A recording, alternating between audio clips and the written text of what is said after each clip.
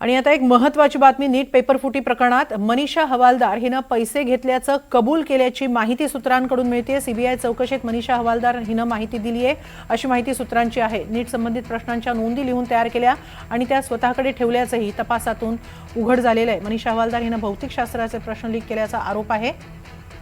CBI चौकशीत मनीषा हवालदारनं महत्त्वाची कबुली दिलेली। आपण याबाबत अधिक माहिती घेऊया आमचे प्रतिनिधी रामराजे शिंदे यांच्याकडून। रामराजे, काय अधिक माहिती?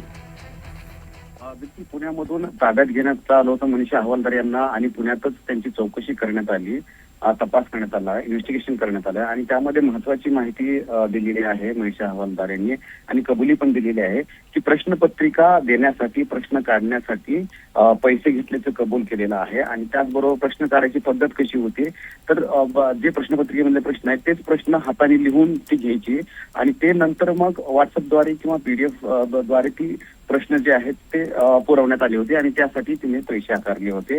हे आता समोर आलेलं आहे आणि त्याचा पुरावा सुद्धा मिळालेला आहे। सीबीआयकडे याचा सखोल पुरावा मिळालेला आहे। त्यामुळं मनीषाने हे कबुली जबाब दिलेला आहे। त्यामुळं पुढचे जे आरोपी आहेत त्यांच्यापर्यंत पोहोचणं सुद्धा आता सहज सोपे झालेलं आहे। नक्की, धन्यवाद रामराजे, आपण दिलेल्या या सविस्तर माहितीबद्दल।